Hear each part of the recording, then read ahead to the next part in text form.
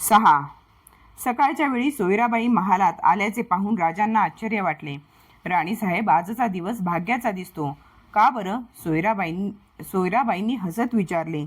आज सकाळीच आपलं दर्शन घडलं. का सकाळी येऊ नये असं कुठं आम्ही म्हटलं? नेहमी आपली स्नानपूजा व्हायला पुष्कळ वेळ लागतो, त्यामुळं आम्ही विचारलं.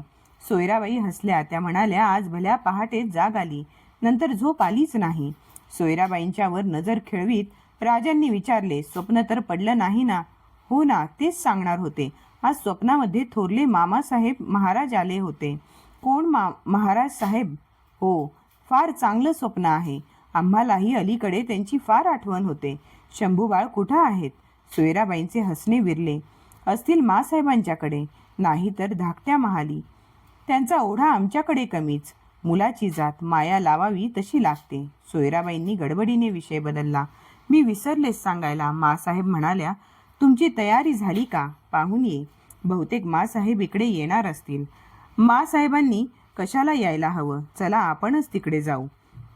राजे मासाहेबांच्या महाली आले तेव्हा मासाहेब सचिंत बसल्या होत्या. राजे जाताच त्या म्हणाल्या, राजे, माणकोजींची तब्येत बिघडली आहे. जास्त झालंय म्हणून कळतं. केव्हा?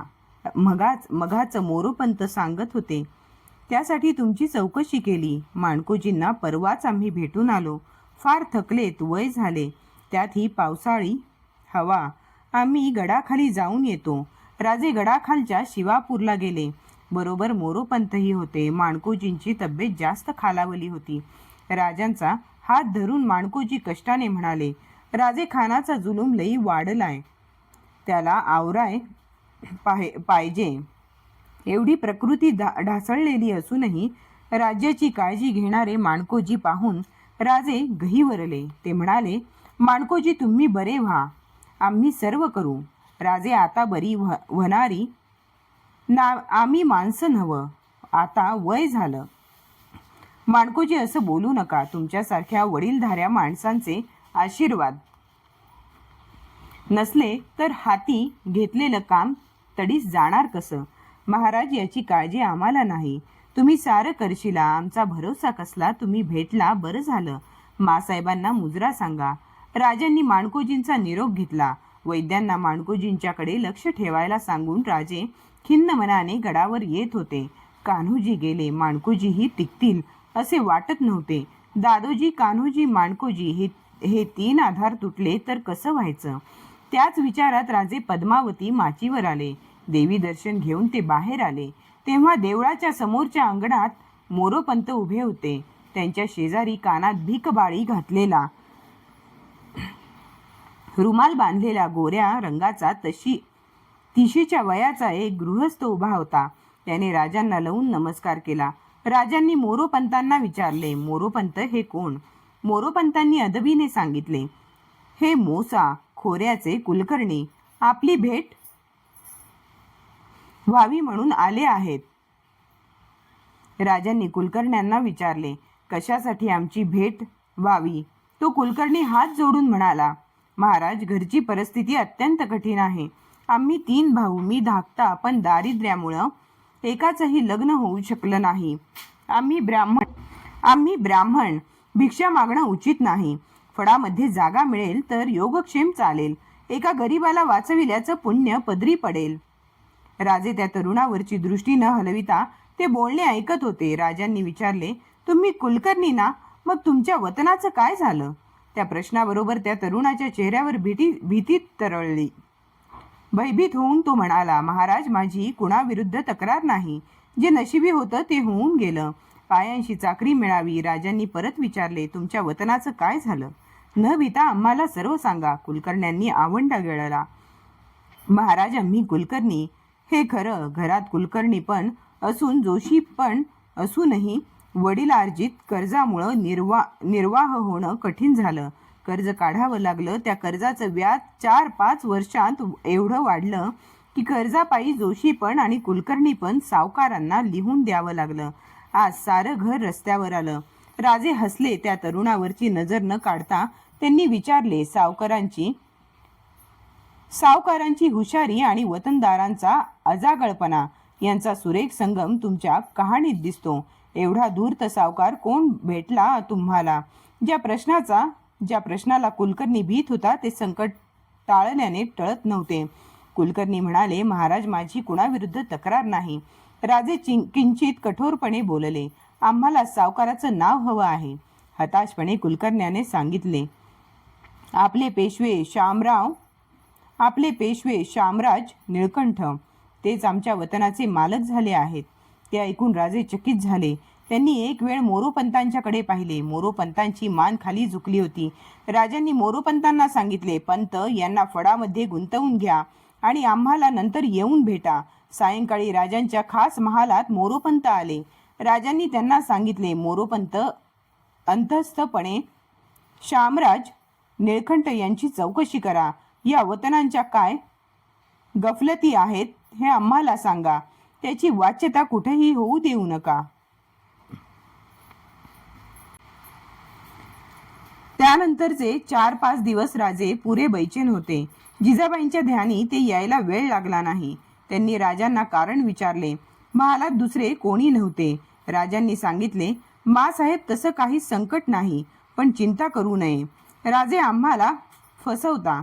जिजाबाईंनी विचारले. राजांनी पाहिले, जिजाबाईंच्या चेहऱ्यावर हसू होते. ते हास्य पाहून राजे गडबडीने म्हणाले, मासाहेब, गैरसमज होतो. चिंता आहे खरी, पण ती परचक्राची नाही. एवढंच मला सांगायचं होतं. मग दुसरी कसली चिंता?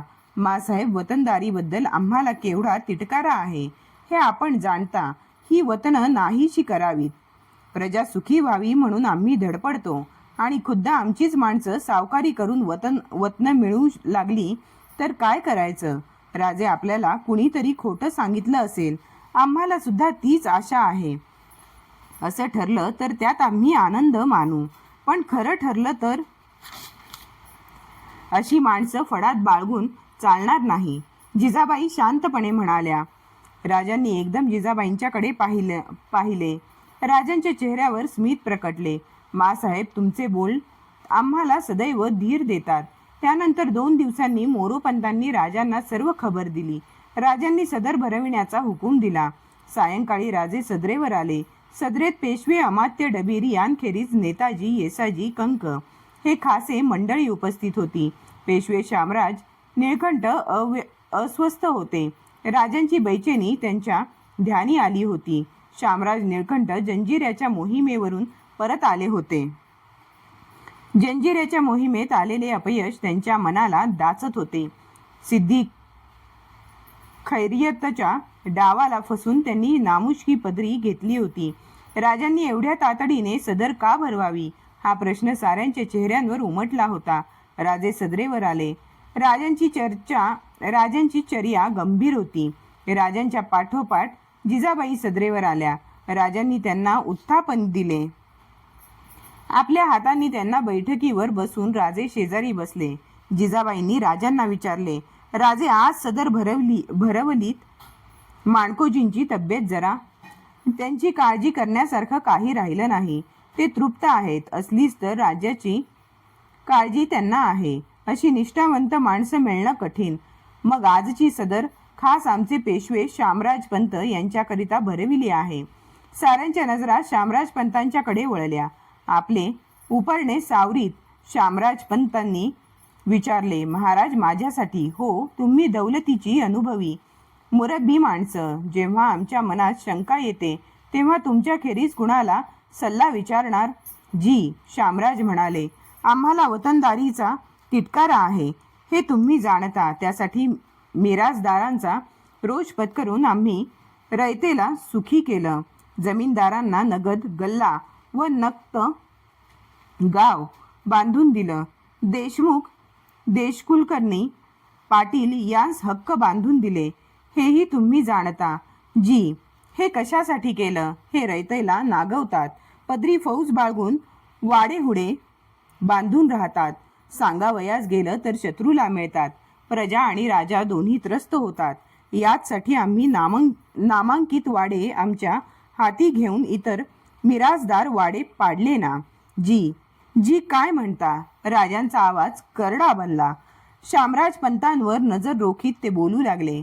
एका बाजूला ही वतनदारी नष्ट करण्याचे आम्ही प्रयत्न करीत असता तुम्ही पेशवे असून वतनाची हाव धरू लागलात. शामराज पंतांचे डोळे खाडकन उघडले. राजांचे बोल त्यांच्या कानी पडत होते. कशासाठी हे केलं? महाराज, गैरसमज होत आहे. कुणीतरी खोटी अदावत आमच्यावर घेतली आहे. शामराज पंत धीर करून म्हणाले. शामराज पंत, एक खोटेपणा केलात, आता दुसरा करू नका. मोसे खोऱ्यातील कुलकर्णी वतनावर तुम्ही नजर ठेवलीत. पेशवाईच्या सत्तेवर कुलकर्णी पण बळकावलत. हे खोटं. शामराज पंतांनी आवंढा गिळला. ते म्हणाले, महाराज, हा अन्याय तुमच्यावर.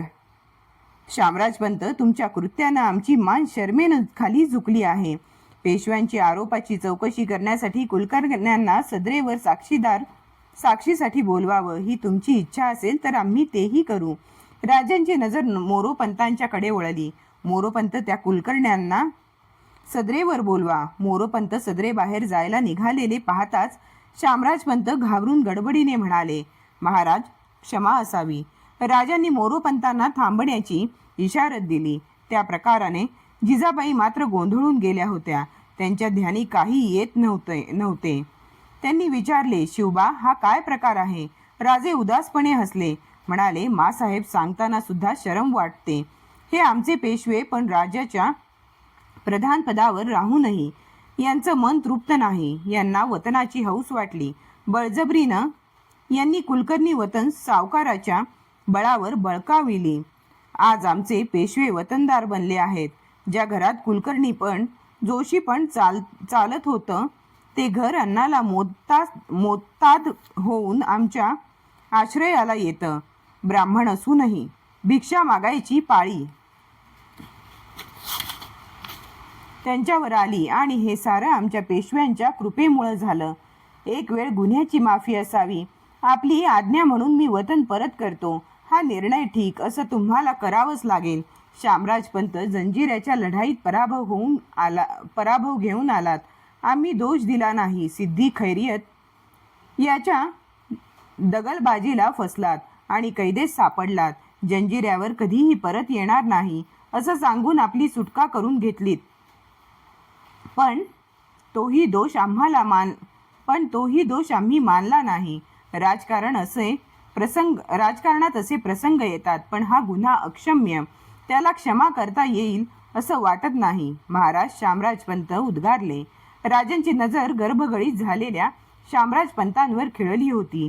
ते शांतपणे म्हणाले, शामराज पंत, तुम्ही आमचे पेशवे. आम्ही म्हणजे काही इंद्र नव्हे.